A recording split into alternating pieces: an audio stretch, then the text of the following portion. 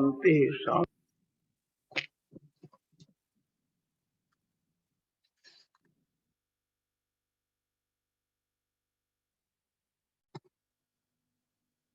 श्रीमन नारायण नारायण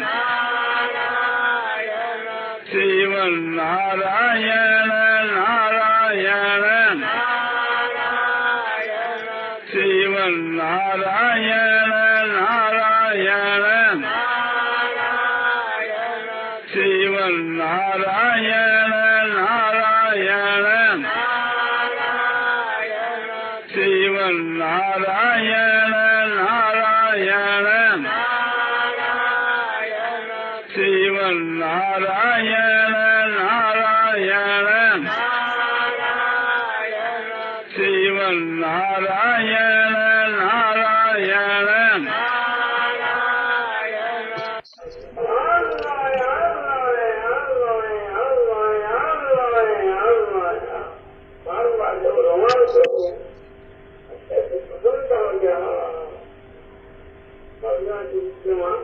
महान प्रकाश हो नेत्रों को बंद करने पर देखो शीतल और शांत और सफेद कैसे प्रकाश हो रहे है, ये प्रकाश को पूरी जो है तो भगवान को पूर्णानंद अपारानंद शांतानंद धनानंद अचलानंद शिवानंद नित्यानंद ज्योतिषवान ज्ञानवान आनंद ज्ञान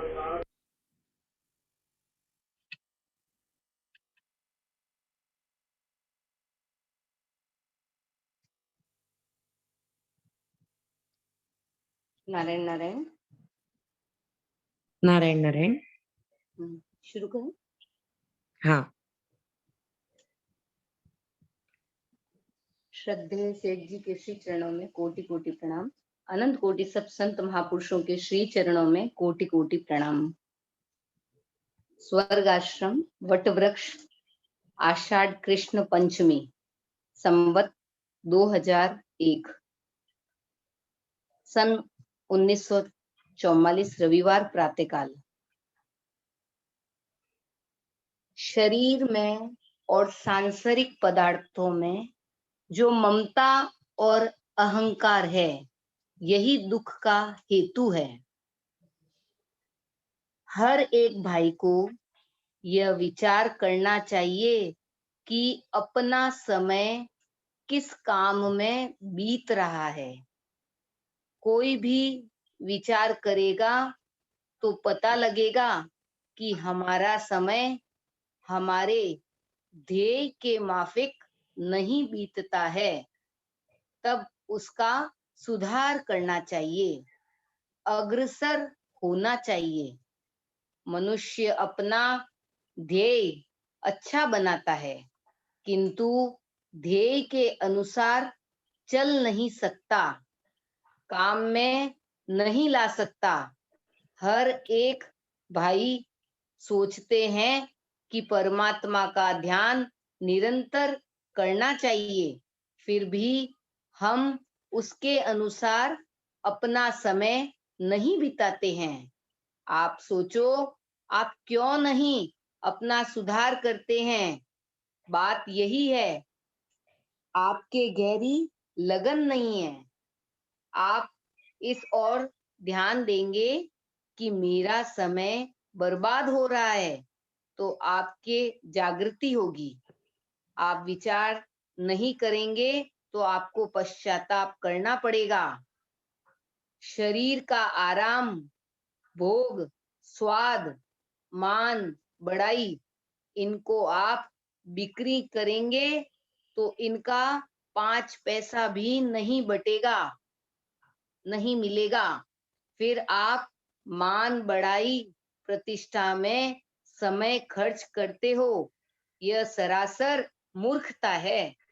इस मूर्खता से आपको बचना चाहिए। ईश्वर ने आपको ज्ञान बुद्धि दी है, फिर भी क्या आप मारे मारे फिरोगे? मनुष्य का जीवन इस तरह नष्ट करने को नहीं है। यदि आप नष्ट करते हैं तो आपकी मूर्खता है। तुलसीदास जी महाराज कहते हैं, नर तनु पाई विषय मन देही, पलटी सुधाते सठ विष लेही। मनुष्य के शरीर को पाकर जो आराम में समय लगाता है, वह अमृत के बदले में विष लेता है। परमात्मा की प्राप्ति का उपाय अमृत है, क्योंकि परमात्मा अमृत है। उसका साधन भी अमृत है। उसे छोड़कर जो विषय भोगों में मन लगाता है, वह विष ही खाता है। विष खाने से तो एक जन्म में ही मरता है। विषय रूपी विष खाने से तो जन्मता मरता ही रहता है। विषय रूपी विष खाने से तो जन्मता मरता ही रहता है। आप गंभीरतापूर्ण विचार करेंगे तो आपको रोना पड़ेगा कि क्या ईश्वर ने मनुष्य का शरीर इसलिए दिया है? आपके भीतर जो काम, क्रोध, लोभ है, ये नरक में ले जाएंगे। भगवान ने कहा है, त्रिविधम नरकस्येदम द्वारम नाशनमात्मनः कामः क्रोधस्तथा लोभस् तस्मादेतत्त्रयम् त्यजेत। अर्थात काम, क्रोध तथा लोभ, ये 3 प्रकार के नरक के द्वार आत्मा का नाश करने वाले, अर्थात उसको अधोगति में ले जाने वाले हैं। अतएव इन तीनों को त्याग देना चाहिए। सर्व अनर्थों के मूल और नरक की प्राप्ति में हेतु होने से यहाँ काम, क्रोध और लोभ को नरक के द्वार कहा है। यदि आप कहो इनका त्याग करना हमारे वश की बात नहीं है, यह कहना आपकी भूल है। यदि आपके वश की बात नहीं होती तो भगवान इनका त्याग करने की नहीं कहते। जिन्होंने काम, क्रोध का त्याग कर दिया, वे भगवान को प्राप्त हो गए हैं। वीत राग भय क्रोधा मनमया मामुपाश्रिताः बहवो ज्ञान तपसा पूता मद्भाव मागताः। अर्थात पहले भी जिनके राग, भय और क्रोध सर्वथा नष्ट हो गए थे और जो मुझ में अनन्य प्रेम पूर्वक स्थित रहते थे, ऐसे मेरे आश्रित रहने वाले बहुत से भक्त उपयुक्त ज्ञान रूप तप से पवित्र होकर मेरे स्वरूप को प्राप्त हो चुके हैं। हजारों प्राप्त हो गए हैं।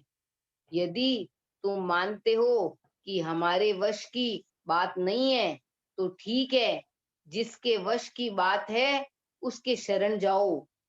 वश की बात है परमात्मा के, उसकी शरण ग्रहण करो।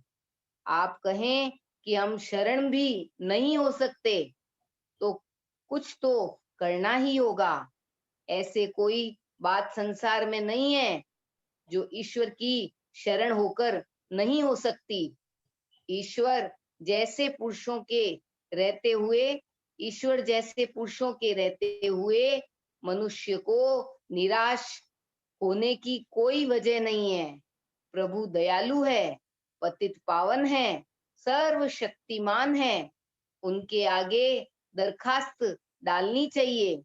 मैं तो जोर देकर कह सकता हूँ कि आप दरखास्त डालोगे तो आपकी सुनाई होगी। कि मैं तो जोर देकर कह सकता हूँ कि आप दरखास्त डालोगे तो आपकी सुनाई होगी। आप दरखास्त नहीं डालते तो भगवान समझते हैं इसे गरज नहीं है, आवश्यकता नहीं है। आवश्यकता होगी तो आपकी चटपटी लग जाती। किसी को फांसी की सजा हो जाती है तो कैसी चटपटी लगती है। मृत्यु आ रही है, इससे बढ़कर क्या फांसी होगी। जब यमराज के दूत आकर कंठ पकड़ेंगे तब तुम्हारा कुछ वश नहीं चलेगा। मनुष्य का शरीर भी बार बार नहीं मिलेगा। तुम इसका दुरुपयोग करते हो, इसका दंड भी तुमको दिया जाएगा। जैसे तुलसीदास जी ने कहा, नरतन पाई विषय मन देही, पलटी सुधा ते सठ विशुलेई। इस प्रकार गीता में कहा है, ये ही संस्पर्श जा भोगा, दुख योनय एवते, आद्यंतवंतः कौन्तेय न तेषु रमते बुधः। अर्थात जो ये इंद्रिय तथा विषयों के संयोग से उत्पन्न होने वाले सब भोग हैं, यद्यपि विषयी पुरुषों को सुख रूप भासते हैं, तो भी दुख के ही हेतु है और आदि अंत वाले अर्थात अनित्य है। इसलिए हे अर्जुन, बुद्धिमान विवेकी पुरुष उनमें नहीं रमता। ये जितने भोग हैं दुख के ही हेतु है, इसलिए इनमें विवेकी नहीं रमते। अनित्यम सुखम लोक मिमम प्राप्य भजस्व माम। अर्थात तू सुख रहित और क्षण भंगुर इस मनुष्य शरीर को प्राप्त होकर मेरा निरंतर मेरा ही भजन कर। मनुष्य का शरीर सदा रहने का नहीं है। जब तक मृत्यु दूर है तब तक उपाय कर लेना चाहिए, और इसमें सुख नहीं है। यह शरीर तुमको परमात्मा की प्राप्ति के लिए मिला है। यदि तुम कोशिश नहीं करोगे तो तुम्हें पश्चाताप करना पड़ेगा, परिणाम आपको ही भोगना पड़ेगा, दूसरा नहीं भोगेगा। आपने जब यह बात समझ ली, फिर यह बात क्यों घटनी चाहिए? सोचो, माता पिता स्त्री धन आदि कोई तुम्हारी सहायता नहीं कर सकेगा। करोड़पति अरबपति मर जाते हैं, उनकी थैलियां धन की यहीं पड़ी रह जाती है। राजा महाराजा मर जाते हैं, उनकी फौजें सैनिक रह जाती है। फिर तुम किसके भरोसे निर्भय हो रहे हो? बड़ी भारी दुर्दशा होने वाली है। यदि तुम कोशिश करोगे तो उस संकट से बच सकोगे। भगवान ने बताया, दुख की बात है कि आनंद की राशि होते हुए भी दुख की राशि बना हुआ है। दुख की बात यह है कि आनंद की राशि होते हुए भी दुख की राशि बना हुआ है। उबलते हुए तेल में जैसे बड़ा नमकीन पसीजता है, इस तरह पसीज रहा है। कारण कि हम दूसरों की चीज हड़प रहे हैं। शरीर 5 भूतों का है, इससे प्रेम करोगे तो सुख होने का नहीं। आप जिसे सुख समझते हो वह सुख नहीं है। दुख दुख ही आपकी मूर्खता के कारण सुख के रूप में आपको भास रहा है। सांसारिक सुख क्षणिक है। आपको परमात्मा की खोज करनी चाहिए। वह परमात्मा सुख रूप है, आनंदमय है। आप उसे बाहर खोजते हो, वह बाहर कहाँ? तुम्हारे अंतःकरण में ही मौजूद है। मृग चारों तरफ गंध ढूंढता है, गंध तो उसकी ही नाभि के अंदर है।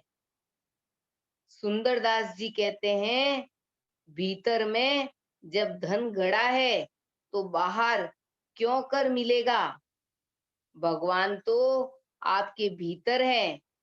उन्हें हम वन में, पहाड़ों में, तीर्थों में ढूंढेंगे तो कहाँ मिलेंगे? भगवान कहते हैं, सर्वस्व सर्वस्य चाहम हृदि सन्निविष्टो मत्तः स्मृतिर ज्ञानम अपोहनम च वेदैश्च सर्वे रहमेव वेद्यो वेदांत कृद्वे दविदेव चाहम।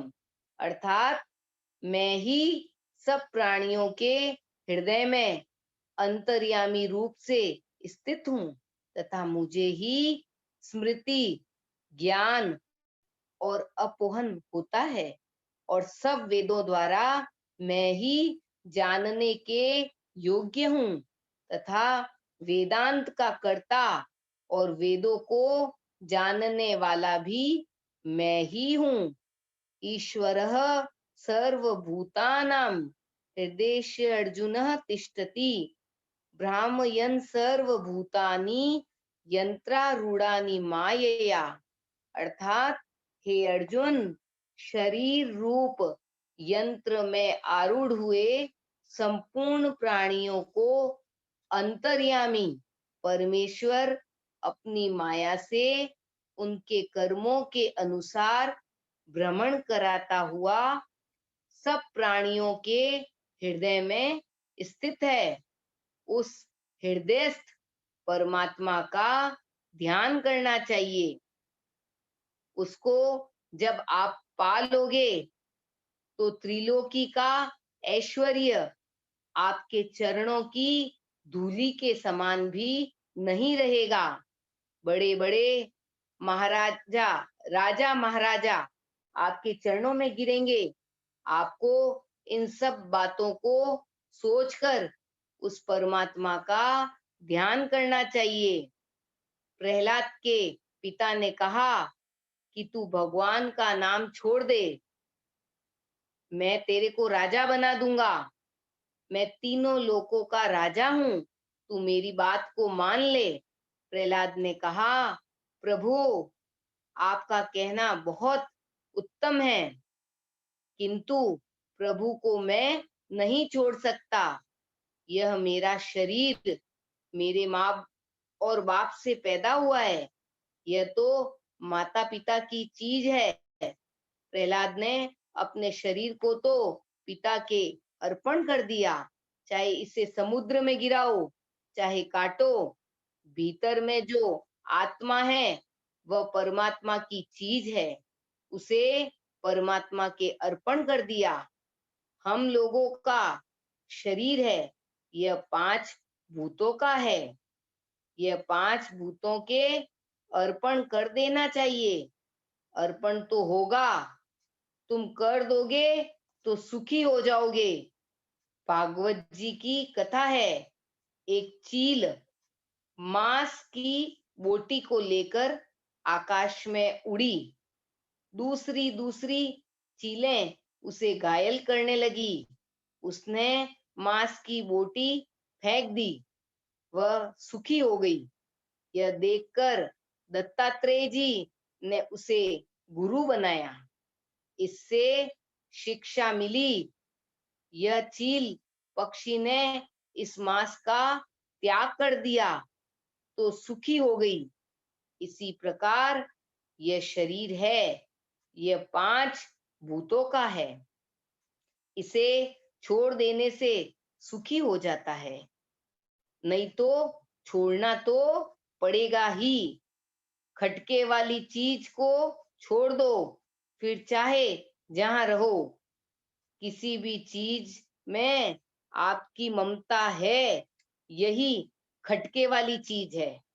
किसी भी चीज में आपकी ममता है, यही खटके वाली चीज है। आपकी चीज है परमात्मा, परमात्मा आपके हैं, आप परमेश्वर के हैं। गमछे को आप देखते हो, इसकी उत्पत्ति सूत से है, सूत की उत्पत्ति वृक्ष से, वृक्ष की उत्पत्ति मिट्टी से है। यह गमछा मिट्टी ही है, इसे आग लगाकर देख लो, इसकी मिट्टी हो जाएगी। ज्ञान के मार्ग के हिसाब से आपकी सारी क्रिया प्रकृतिजन्य है, उसके अर्पण कर दो, फिर सुखी हो जाओगे। प्रकृतेः क्रियमाणानि गुणैः कर्माणि सर्वशः अहंकार विमूढ़ात्मा कर्ता हमिति मन्यते, अर्थात वास्तव में संपूर्ण कर्म सब प्रकार से प्रकृति के गुणों द्वारा किए जाते हैं, तो भी जिसका अंतःकरण अहंकार से मोहित हो रहा है, ऐसा अज्ञानी मैं करता हूँ ऐसा मानता है। तत्ववित्तु महाबाहु गुण कर्म विभागयो गुणागुणेषु वर्तन्त इति मत्वा न सज्जते, अर्थात परंतु हे महाबाहो, गुण विभाग और कर्म विभाग के तत्व को जानने वाला ज्ञान योगी संपूर्ण गुण ही गुणों में बरत रहे हैं ऐसा समझकर उनमें आसक्त नहीं होता। तत्व को जानने वाला सांख्य योगी तो देखता हुआ, सुनता हुआ, स्पर्श करता हुआ, सूंघता हुआ, भोजन करता हुआ, गमन करता हुआ, सोता हुआ, श्वास लेता हुआ, बोलता हुआ, त्यागता हुआ, ग्रहण करता हुआ, अर्थात आंखों को खोलता हुआ और मूंदता हुआ भी सब इंद्रियां अपने आप अर्थों में बरत रही है। इस प्रकार समझकर निसंदेह ऐसा माने कि मैं कुछ भी नहीं करता हूँ, इस तरह मानता है वह फिर पाप से नहीं बंधता है।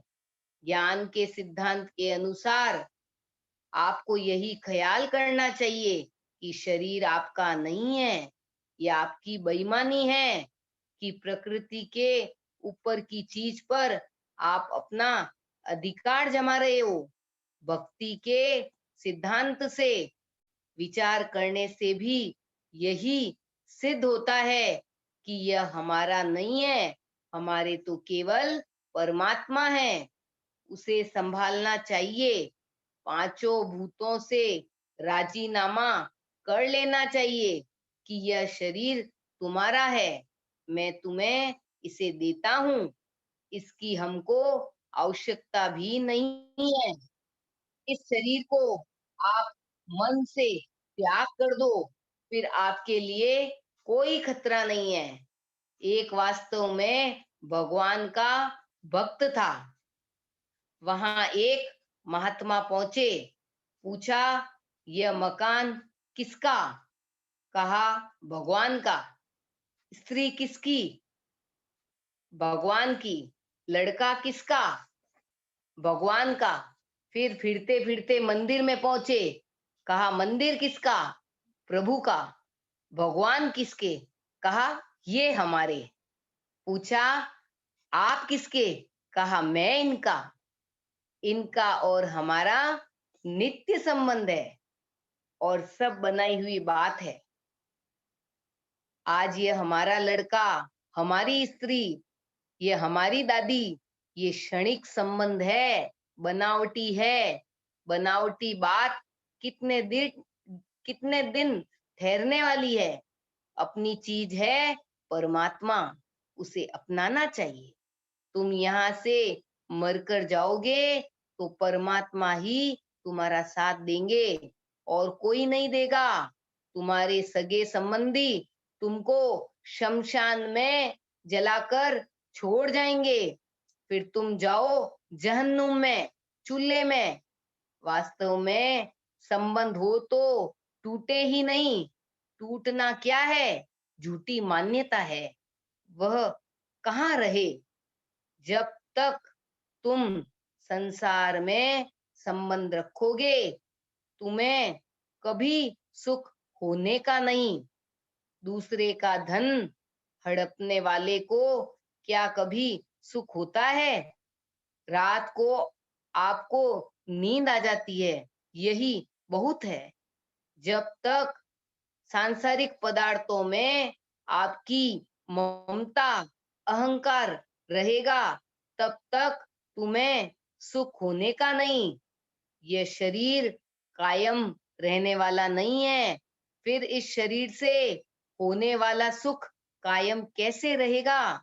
यह तो तुम्हारे रहते रहते ही विदा होगा। तुम शरीर को अपना मत मानो, फिर दुख तुम्हारे पास ही नहीं जा सकता। शरीर में जो तुम्हारी ममता, अभिमान है, वही दुख को देने वाला है। एक कोई इज्जतदार आदमी था। वह प्रयाग के स्टेशन पर पहुंचा। कितने ही ठग लोग पंडों के रूप में आए। पूछा, आप प्रयाग जी किस काम के लिए आए हैं? यात्री ने कहा, त्रिवेणी स्नान के लिए। पंडे ने कहा, ठीक है, हम लोग पंडे हैं, हमारे घर चलिए, वहां सब व्यवस्था है। अपने घर ले गए। उस आदमी को मालूम हुआ कि ये लोग ठग है, मुझे मारकर सब हड़प कर लेंगे। सोचा, इनके पंजे से कैसे छूटें? कहा, त्रिवेणी स्नान करने चलो। पंडे ने कहा, पहले दक्षिणा दे दो। यात्री ने कहा, पंडे लोग तो पीछे दक्षिणा लेते हैं। पंडे ने कहा, हम ऐसे पंडे नहीं हैं। उस यात्री ने सोचा, पंजे में फंस गए हैं इनके, अब कोई रास्ता निकालो। जोर जोर से रोने लगा। कहा, पेट में दर्द होता है। वह डाकुओं का अड्डा था ही, पुलिस को पता ही था। पुलिस, थानेदार सब आ गए। पुलिस ने पूछा, क्या बात है? यात्री ने कहा, हुजूर, ये बदमाश है, हमें लूटते हैं, मारते हैं। पुलिस डाकुओं को पकड़ ले गई। हमें सोचना चाहिए, हम इस शरीर में फंस गए, ये डाकुओं के मोहल्ले में फंस गया। इससे निकलने की चेष्टा करनी चाहिए। आप तो आराम के प्रयत्न में हैं, नतीजा खराब होगा। इससे निकलने का तरीका यही है, पुकार लगाना चाहिए। पुकारने से या तो सिपाही आ जाएंगे, वे दुख दूर कर देंगे, या खुद भगवान ही आ जाएंगे। ये समझना चाहिए कि हम डाकुओं के अड्डे में फंस गए हैं। यहाँ से निकलने की तजवीज, व्यवस्था करनी चाहिए, तो आप निकल सकते हो। आप यहाँ रहना चाहते हो, यही आपकी मूर्खता है। जो मनुष्य यहाँ पर डेरा डालना चाहता है, वह तो अपने गले में फांसी दे रहा है। यहाँ सुख है ही नहीं। अनित्यम सुखम लोक मिमम प्राप्य भजस्व माम। एक कहानी याद आ गई। बात यह है कि हम लोग अभी भोजन करते हैं, वह ठंडी रोटी खाते हैं। हमारी गर्म रोटी तभी होगी जब हम अपनी कमाई खावें। अपनी कमाई है भजन ध्यान करना। भजन ध्यान करने से जो मिलेगा वह है परमात्मा की प्राप्ति। हम लोग संसार के ऐश आराम में मौज उड़ा रहे हैं। जिस प्रकार ससुराल में मौज उड़ाते हैं, संसार को ससुराल समझ रखा है। हम इस शरीर से भोग भोग रहे हैं। जब कोई रोग, बीमारी आकर प्राप्त होती है, वह हमारे लिए मृत्यु है।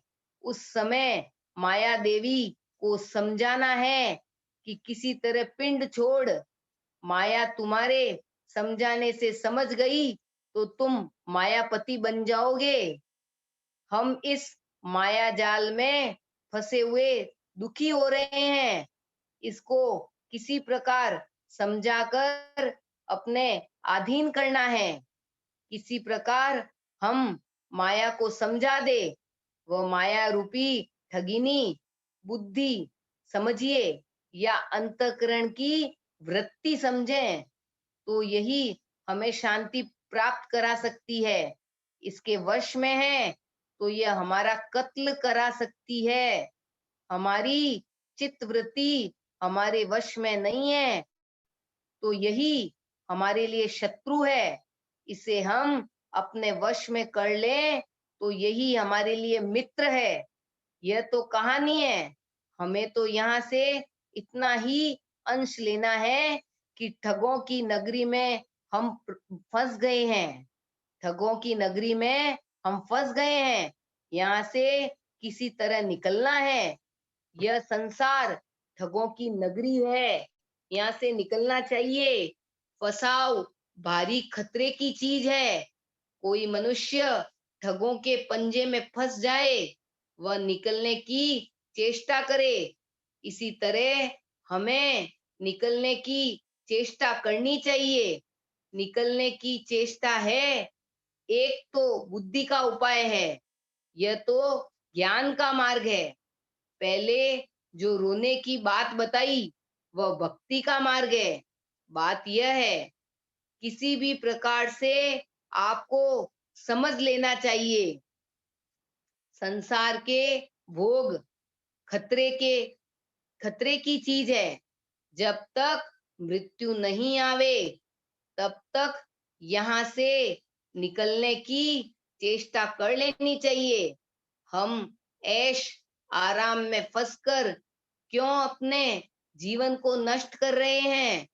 किसी के भी मुलाहिजे मतलब बहकावे में आकर अपने जीवन को नष्ट नहीं करना चाहिए। माया के जितने पदार्थ है उनके साथ प्रीति है, वह खतरे की चीज है या मृत्यु है। संसार में प्रेम हटाकर प्रभु से प्रेम करना चाहिए। नीलू, समय तो हो गया है, थोड़ा सा टॉपिक है, क्या करना चाहिए? कल करें क्या इसको? हाँ, ज्यादा है। संसार से मुझे क्या प्रयोजन है? एक परमात्मा के सिवाय किसी की इच्छा ही नहीं करें और प्रभु से प्रार्थना करें, हे प्रभु आप मुझे निकालो। जिस प्रकार कोई मनुष्य तालाब में फंस जाता है, निकलने की चेष्टा करता है, उसी तरह हमें निकलने की चेष्टा करनी चाहिए। किसी का सहारा मिल जाए तो समझना चाहिए कि परमात्मा की दया हो गई, किनारे हो गए तो काम हो गया। किनारा है मनुष्य का शरीर, सहारा है परमात्मा का। किनारा है मनुष्य का शरीर, सहारा है परमात्मा का। इस प्रकार का मौका चूक जाओगे तो पश्चाताप करना पड़ेगा। जैसे किनारे पर खड़े हुए मनुष्य डूबते हुए को निकलने की चेष्टा करते हैं, इसी प्रकार भगवान अपने ऊपर दया करते हैं। डूबने वाले को अपनी कोई चेष्टा नहीं करनी चाहिए। जो निज खुद की चेष्टा करता है उससे लोग डरते हैं, तो क्या भगवान भी डरते हैं? जो भगवान के शरण होते हैं, भगवान उसे सरलता से निकाल लेते हैं। जो वाणी से भी भगवान के शरण हो जाता है, जो वाणी से भी भगवान के शरण हो जाता है, मन बुद्धि अपना लगाता रहता है, भगवान तो उससे भी निकालते हैं। एक नंबर शरण लेने योग्य भगवान है। 2 नंबर में महापुरुष। अपने को तो आवाज लगानी है, हे नाथ, हे नाथ, हम संसार सागर में डूब रहे हैं, हे नाथ, हे नाथ, ये साधन बना लो, पुकारते ही रहो जब तक नाथ बाहर नहीं निकालते। दूसरी बात, महात्माओं से कहना मुझे निकालो, मैं डूब रहा हूं, तो महात्मा लोग निकालते हैं। वे कहते हैं सावधान, तुम मुझे पकड़ना नहीं, दूर रहो। लोग उनके चरण पकड़ते हैं, पूजा करते हैं, महात्मा दूर फेंकते हैं। महात्मा कहते हैं मैं तुम्हें निकालना चाहता हूं, तुम मुझे डुबोना चाहते हो। पूजा प्रतिष्ठा कोई महात्मा नहीं चाहता, कोई करता है तो लोग उसके विरुद्ध यह सब करते हैं। तीसरे विरक्त पुरुष होते हैं। ज्ञान वैराग्य सब है, तैराक है, किंतु दया नहीं है। डूबो तो डूबते रहो। जो ऐसे स्वार्थी है कि अपनी आत्मा के ही सुधार में लग रहे हैं, वे इस प्रकार डूबते हुए को नहीं निकालते। चौथे हैं जो कच्चे होते हैं, वे खुद तैरना नहीं जानते, वे निकालने जाते हैं तो खुद भी डूब जाते हैं। कच्चे साधक हैं, लोग उनकी पूजा प्रतिष्ठा करते हैं, वे उसी में बह जाते हैं। डूबने वाले तो समझते हैं सारा ले लो, वे समझते हैं इनकी पूजा प्रतिष्ठा करने से हमारा काम हो जाएगा। यह नहीं समझते कि तुम दोनों ही डूबोगे। इस प्रकार हमें यह सोचने की बात है कि परमात्मा को पुकार लगाएं तो ये हमें निकाल सकते हैं, या महापुरुष निकाल सकते हैं। जो अपनी तरफ से कुछ भी चेष्टा नहीं करता, उसे ईश्वर और महात्मा सहज में ही निकाल लेते हैं। जो अपनी तरफ से कुछ भी चेष्टा नहीं करता, उसे ईश्वर और महात्मा सहज में ही निकाल लेते हैं। जो अपनी तरफ से चेष्टा करता है, ईश्वर और महात्मा तो उनको भी निकाल लेते हैं, किंतु विलंब होता है। हम संसार सागर में डूब रहे हैं, इस समय हमें पुकार लगानी चाहिए। यह मनुष्य का शरीर तीर लगी हुई नौका है, या यूं कहो किनारे लगी हुई नौका है। किनारा लगकर नाव डूबे तो बहुत ही शर्म की बात है। किनारा लगकर नाव डूबे तो बहुत ही शर्म की बात है। किनारा मनुष्य का शरीर है। किनारा मनुष्य का शरीर है, सहारा प्रभु के चरण है। तो प्रश्न किया कि हे दयामय गुरुदेव, कृपा करके यह बतलाइए कि अपार संसार रूपी समुद्र में मुझ डूबते हुए का आश्रय क्या है। अतः उत्तर विश्वपति परमात्मा के चरण कमल रूपी जहाज। अभिप्राय यह है कि भगवान के स्वरूप का ध्यान करना चाहिए। भगवान के नाम रूप लीला धाम का श्रवण है, यही भगवान की शरण है। भगवान को पकड़ना है, भगवान डूबने वाले नहीं है। प्रभु के शरण जाना चाहिए। इसी बात को भगवान गीता में कहते हैं, सर्व धर्मान परित्यज्य मामेकम शरणम व्रज अहम त्वा सर्व पापेभ्यो मोक्षयिष्यामि मा शुचः। अर्थात संपूर्ण धर्मों को, अर्थात संपूर्ण कर्तव्य कर्मों को मुझ में त्याग कर तू केवल एक मुझ सर्वशक्तिमान सर्वाधार परमेश्वर की शरण में आ जा। मैं तुझे संपूर्ण पापों से मुक्त कर दूंगा। तू शोक मत कर, जब शरण हो जाएंगे तो बेड़ा पार है। देर का काम नहीं है, शरण का मार्ग बड़ा सीधा है। एक श्लोक का सार बताया जाता है, खूब ध्यान देकर सुनना चाहिए। किम पुनर्ब्राह्मणः पुण्या भक्ता राजर्षय तथा अनित्यम सुखम लोक मिमम प्राप्य भजस्व माम। अर्थात फिर इसमें तो कहना ही क्या है। जो पुण्यशील ब्राह्मण तथा राजर्षि भक्तजन मेरी शरण होकर परम गति को प्राप्त होते हैं, इसलिए तू सुख रहित और क्षण भंगुर इस मनुष्य शरीर को प्राप्त होकर निरंतर मेरा ही भजन कर। जाति से जो पापी से पापी होते हैं, उनका भी कल्याण हो जाता है। जो आचरणों से नीच होते हैं, उनका भी कल्याण हो जाता है। किससे? भगवान की शरण से।